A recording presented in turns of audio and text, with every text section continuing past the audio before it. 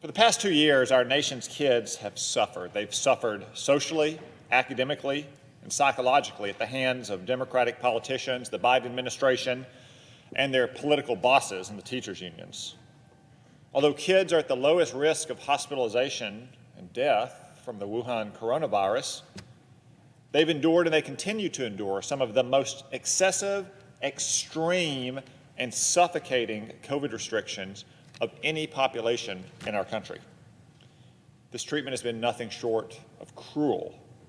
The politicians and the neurotic public health obsessives who enforce these policies should all hang their heads in shame.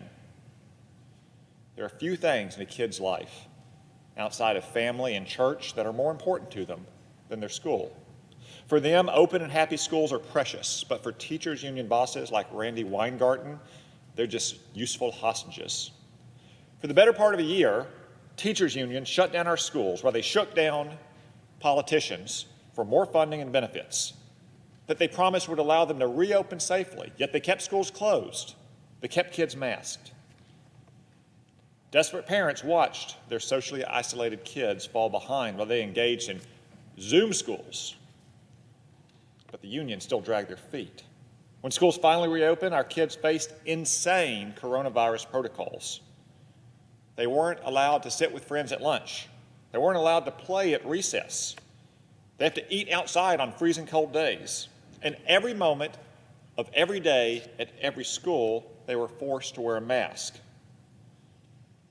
Confused and hyper kids, naturally, often rebelled, and they've been reprimanded, they've been punished for simply trying to play, trying to make friends, trying to breathe a little easier. Some parents may think that masks work for their kids, and that's fine. If they want to, they can put their kids in a mask. They should be able to choose. But under Democratic forced masking policies, parents have no choice at all. Tragically, but predictably, not just predictably, predicted, these absurd policies have had severe psychological effects on our kids. Suicide and mental health problems have skyrocketed in the past 2 years.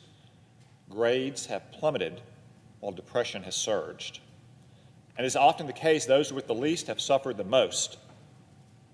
But when parents dared to complain on behalf of their kids, they were condemned by teachers' union bosses, by Democratic politicians as anti-science and extremists.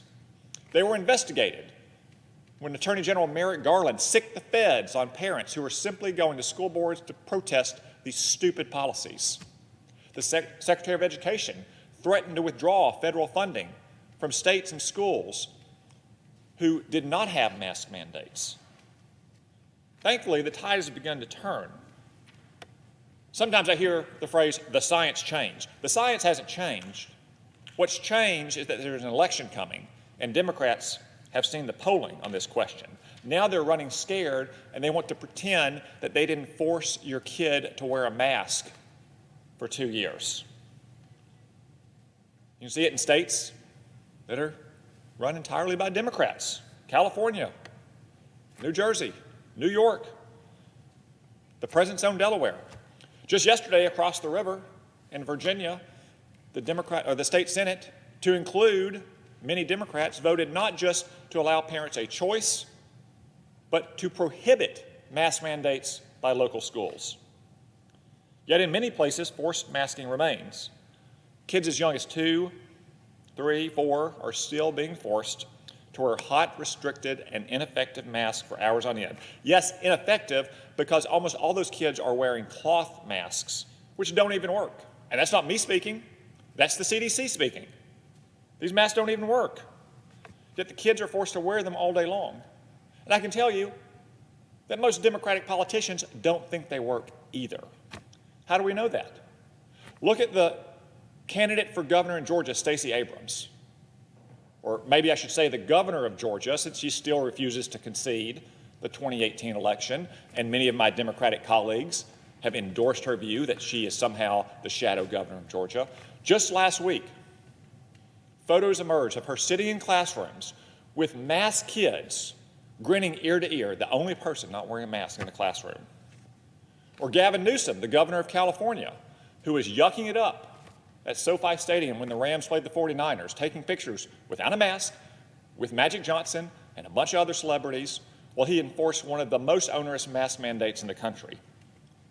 What about Eric Garcetti, whose nomination to be the ambassador to India is in front of the Senate right now, who said that pictures of him without a mask on are fine because he was holding his breath? I guess it's like Bill Clinton, who didn't inhale. Or Barack Obama. Pictures recently emerged of him standing outside on the beach without a mask while all the peons who are building his multi-million-dollar beach compound were forced to wear a mask in front of him.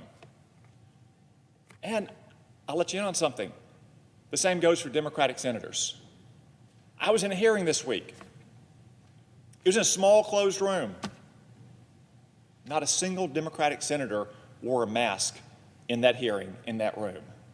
The catch is the TV cameras weren't on, so there wouldn't be video of them sitting in that closed room without a mask on. But masks in school have become symbols of control and fear.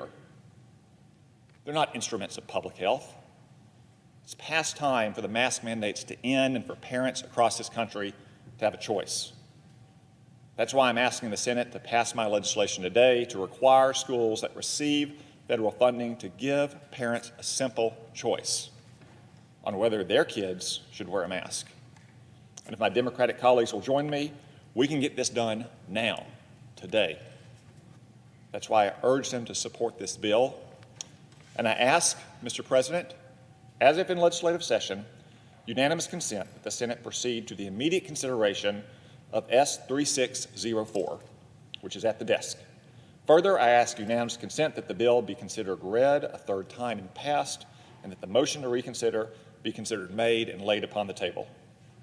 Is there objection? Mr. President, reserving the right to object.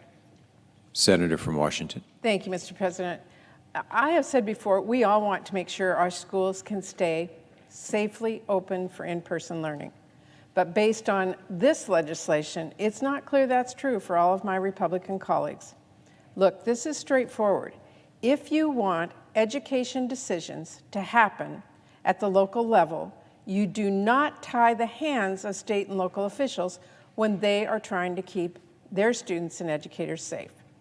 And if you want schools to be able to stay safely open and bring some stability and certainty back to our classrooms, you don't cut schools off from the resources they need just because you think you know better than the parents and local officials about how this pandemic is progressing in their community or how they should use tools like masks. Mr. President, I am a former preschool teacher, parent advocate, and school board member.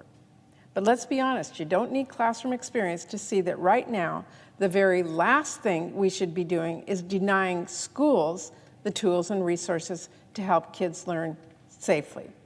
The data is clear. We've got real work to do to help our students make up for an incredibly tough 2 years. Now, Democrats actually passed legislation, the American Rescue Plan, which invests specifically in helping our students recover academically and mentally. The proposal from the senator from Arkansas would put our students' recovery and safe in-person learning in jeopardy. It would take those important public health decisions, which should be based on local conditions, away from those communities and slash funding for students and schools right when they need us the most. Now is not the time to pull the rug out from under students and schools. Parents, educators, and most of all kids have been through enough. I object. Objection is heard. Mr. President, The senator from Arkansas. I would simply reply to the remarks from the senator from Washington. She asserted that I or others who oppose these mask mandates think that we know better. That's the whole point, though, Mr. President. It's not that we think we know better. I think that you, as a parent, knows better. You know what's best for your child, not some Democratic politician, not some liberal superintendent, not some neurotic public health obsessive. And apparently the Democrats have no problem using these federal funds when it suits their neurotic policies.